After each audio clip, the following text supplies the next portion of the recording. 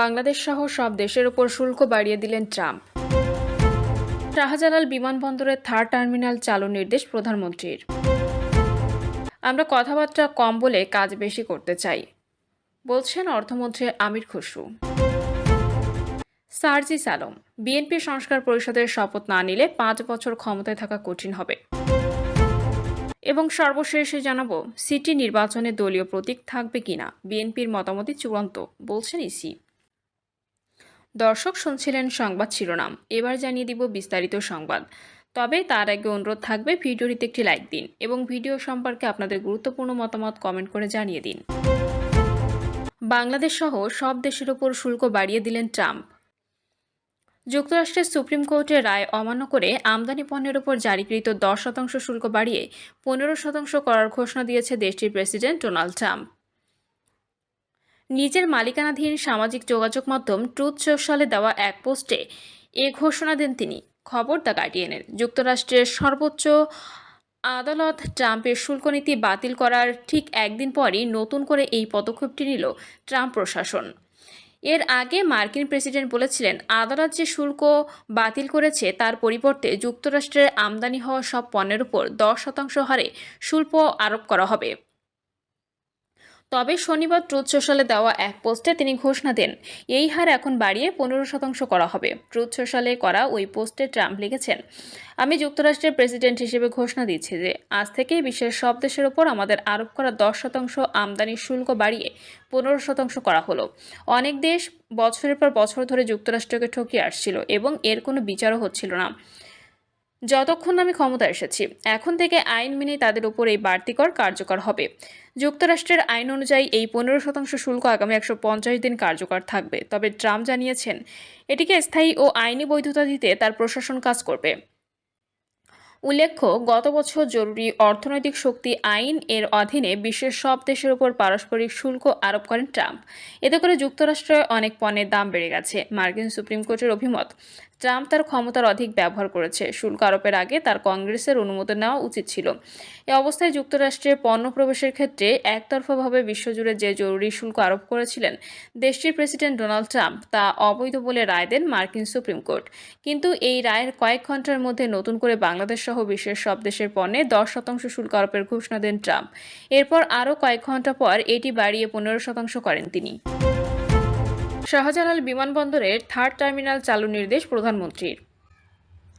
হজরত শাহজালাল আন্তর্জাতিক বিমানবন্দরের 3য় টার্মিনাল চালুর নির্দেশ দিয়েছেন প্রধানমন্ত্রী তারেক রহমান। সচিবালয়ে মন্ত্রিপরিষদ বিভাগের সম্মেলন কক্ষে অনুষ্ঠিত বৈঠকে তিনি এ নির্দেশনা দেন। বৈঠক শেষে বিষয়টি সাংবাদিকদের জানান বেসামরিক বিমান পরিবহন ও পর্যটন মন্ত্রী আফরোজা খানম। বৈঠকে অর্থ ও পরিকল্পনা মন্ত্রী আমির খসরু মাহমুদ চৌধুরী, বেসামরিক বিমান পরিবহন ও পর্যটন মন্ত্রী আফরোজা খানম, প্রতিমন্ত্রী এম রশিদুজ্জামান মিল্লাত, বেসামরিক বিমান চলাচল কর্তৃপক্ষের chairman air vice marshal Mohammad Mostafa Mahmud Siddique উপস্থিত ছিলেন।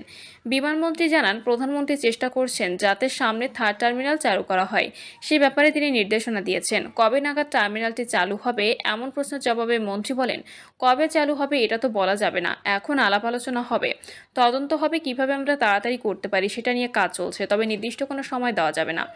একজন সাংবাদিক জানতে চান, 99% বেশি কাজ সম্পন্ন হয়েছে, তারপরও চালু করা কেন সম্ভব হলো না? এমন প্রশ্নের উত্তরে আফরোজা খানম বলেন, কেন চালু হচ্ছে না সেটা অন্তর্বর্তী সরকারের সময় ছিল, প্রশ্নটা তাদের করতে পারতেন। এখন প্রধানমন্ত্রী চেষ্টা করছেন যাতে সামনে চালু করা যায়, সে ব্যাপারে তিনি নির্দেশনা দিয়েছেন। আমরা কথাবার্তা কম বলে কাজ বেশি করতে চাই, বলছেন অর্থমন্ত্রী আমির খসরু। আমরা কথাবার্তা কম বলে কাজ বেশি করতে চাই, এমন মন্তব্য করেছেন অর্থ পরিকল্পনা মন্ত্রী আমির খসরু মাহমুদ চৌধুরী। তিনি বলেন, দায়িত্ব নেওয়ার মাত্র 2 দিন হলো, আমি সময় নিয়ে কথা বলি। আজকে সবেমাত্র মন্ত্রণালয়ে আসলাম, সবকিছু রিভিউ করি, তারপরে কথা বলি। আমরা কাজে বিশ্বাসী।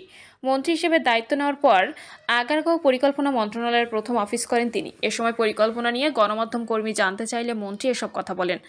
আসন্ন পরিকল্পনা প্রসঙ্গে মন্ত্রী বলেন, আমি কথা কম বলি, কাজ বেশি করি। সবেমাত্র এখানে এসে বসলাম। আমার কথাবার্তা কর্মকর্তাদের সঙ্গে বসে সবকিছু জানি, তারপর কথা বলি। আপনাদের বস্তুনিষ্ঠ তথ্য দিতে চাই। মন্ত্রী আরও বলেন, অন টাইম আপনারা সবকিছু জানতে পারবেন। আমি কিন্তু প্রেস ফ্রেন্ডলি, আপনারা সবাই জানেন। আমি সবকিছু আগে রিভিউ করি, তারপরে কথা বলি। সপ্তাহে কতদিন পরিকল্পনা মন্ত্রণালয়ে অফিস করবেন? এমন প্রশ্নের জবাবে তিনি বলেন, কোন দপ্তরে কেমন চাপ এটা আগে রিভিউ করি, তারপরে সিদ্ধান্ত। আমি প্রেস ফ্রেন্ডলি ম্যান, সবকিছু টাইম টু টাইম জানতে পারবেন। পরিকল্পনা মন্ত্রণালয় কমিশনের সচিবেরা মন্ত্রীকে ফুল দিতে এলে মন্ত্রী বলেন, ফুল নেওয়া সংস্কৃতি থেকে বের হয়ে আসুন। এখন কাজ করার সময়। ফুল দেওয়া অনেক হয়েছে, আর নয়, এখন কাজে মনোযোগী হতে হবে।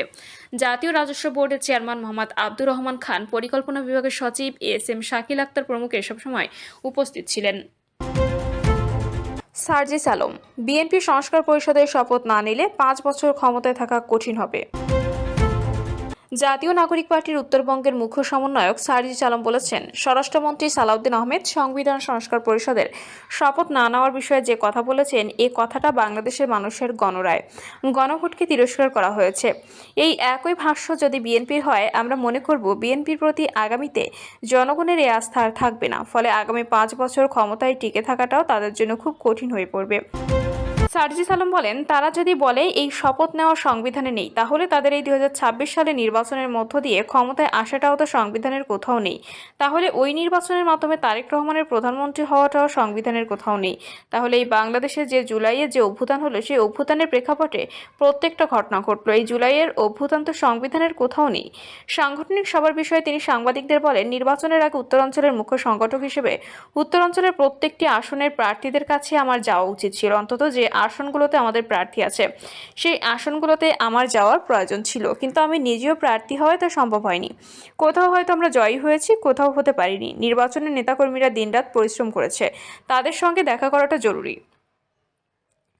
আয়োজিত সাংগঠনিক সভায় ঢাকা 19 আসন থেকে জাতীয় নির্বাচনে অংশ নেওয়া জামাত সমর্থিত 11 দলীয় জোটের সংসদ সদস্য প্রার্থী দিলশানা পারুল সহ এনসিপি নেতাকর্মীরা উপস্থিত ছিলেন। সিটি নির্বাচনে দলীয় প্রতীক থাকবে কিনা বিএনপির মতামতে চূড়ান্ত, বলছে ইসি। আসন্ন স্থানীয় সরকার নির্বাচনে মেয়র পদে দলীয় প্রতীকে ভোট হবে কিনা তা এখন নির্ভর করছে জাতীয় সংসদ অধিবেশনের সিদ্ধান্তের উপর। নির্বাচন কমিশন জানিয়েছে, যেহেতু বর্তমান সংসদে বিএনপি সংখ্যাগরিষ্ঠতা নিয়ে সরকার গঠন করেছে, তাই দলীয় প্রতীকের বিধান থাকা বা না থাকার বিষয়টি মূলত দলটির উপরই নির্ভর করছে। সাংবাদিকদের সঙ্গে আলাপকালে নির্বাচন কমিশনার আব্দুর রহমানের মাসুদ এসব তথ্য জানান। তিনি একই সঙ্গে সংরক্ষিত নারী আসন এবং স্থগিত হওয়া উপনির্বাচনগুলো নিয়ে কমিশনের ভবিষ্যৎ পরিকল্পনার কথা তুলে ধরেন।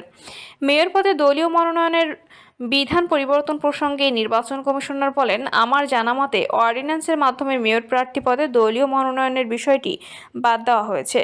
এখন সংসদ বসবে, সংসদ বসার পর এই বিল বা অর্ডিন্যান্স যদি রেটিফাই হয়, তবে সেভাবেই নির্বাচন হবে। আর যদি পরিবর্তন হয়, আগের অবস্থায় ফিরে যায়, তবে অন্যরকম হবে। আমরা মূলত সংসদ অধিবেশনের সিদ্ধান্তের দিকে তাকিয়ে আছি। সংরক্ষিত নারী আসনের নির্বাচন নিয়ে কমিশনার আব্দুর রহমান মাসুদ জানান, এই নির্বাচনের প্রক্রিয়া কার্যত শুরু হয়ে গেছে। সংসদে প্রতিনিধিত্বকারী দলগুলো যাদের মনোনীত করবেন, মূলত তারাই নির্বাচিত হবেন। দলগুলো ইতোমধ্যে প্রাথমিক কাজ শুরু করেছে। বিধি অনুযায়ী সংসদ সদস্যদের শপথ গ্রহণের 90 দিনের মধ্যে এই নির্বাচন সম্পন্ন করার বাধ্যবাধকতা রয়েছে। কমিশন সেই সময়ের মধ্যে তা সম্পন্ন করবে। প্রিয় দর্শক, এই ছিল এখনকার সর্বশেষ সংবাদ। আপডেট সব সংবাদ পেতে চ্যানেলটি সাবস্ক্রাইব করে বেল আইকনটি ক্লিক করে রাখুন।